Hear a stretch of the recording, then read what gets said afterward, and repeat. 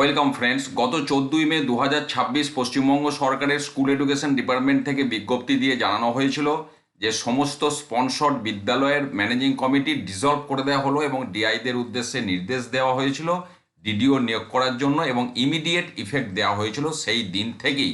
এবং তারপর আমরা বেশ কিছু জেলা থেকে ডিআই অফিস থেকে নির্দেশিকাও দেখেছিলাম এসআইদের উদ্দেশ্যে যে তারা তাদের সার্কেলের সমস্ত বিদ্যালয়ের জন্য ডিডিও হিসাবে নিয়োগ হয়ে গেলেন।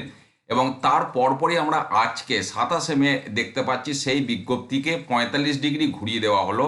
ঘুরিয়ে দিয়ে বলা হলো ডিডিও নয়, সরাসরি অ্যাডমিনিস্ট্রেটর হিসেবে অ্যাপয়েন্ট করা হচ্ছে এবং সমস্ত ডিআইদের উদ্দেশ্যে নির্দেশ দেওয়া হচ্ছে যে তারা যেন সংশ্লিষ্ট এসআই যারা আছেন তাদের জুরিসডিকশানে মানে তাদের এরিয়ার মধ্যে যে বিদ্যালয়গুলি আছে, অর্থাৎ এক একজন এসআই যতটা এরিয়ার জন্য তিনি এসআইয়ের কাজ করছেন সেই এরিয়াতে বা সেই জুরিসডিকশনে যতগুলি বিদ্যালয় পড়ছে সেই বিদ্যালয়গুলির জন্য অ্যাডমিনিস্ট্রেটর নিয়োগ করবেন ডিআই, অর্থাৎ ডিডিও নয়, এবার সরাসরি অ্যাডমিনিস্ট্রেটর নিয়োগ করতে বলল আজকের বিজ্ঞপ্তিতে।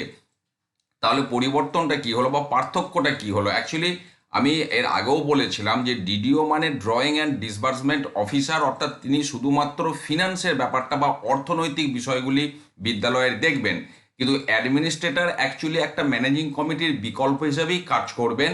প্রধান শিক্ষকের সাথে কমিউনিকেট করে বিদ্যালয়ের সমস্ত বিষয়গুলি তিনি দেখবেন। এবং পাশাপাশি এটাও বলা হচ্ছে যে যতদিন না আপনার পরবর্তী বিজ্ঞাপন বা এই বিষয়ে অন্য বিজ্ঞপ্তি আসছে ততদিন এটা remain in force until further order, অর্থাৎ যেটা সহজ করে বললে বিষয়টা আরেকবার রিপিট করলে দাঁড়ালো ডিডিওর পরিবর্তে সমস্ত এসআইরা তাদের জুরিডিকশনে যতগুলি বিদ্যালয় আছে সেই সমস্ত বিদ্যালয়গুলির অ্যাডমিনিস্ট্রেটর হিসাবে নিযুক্ত হলেন আজকে 27 মে 2026 থেকে।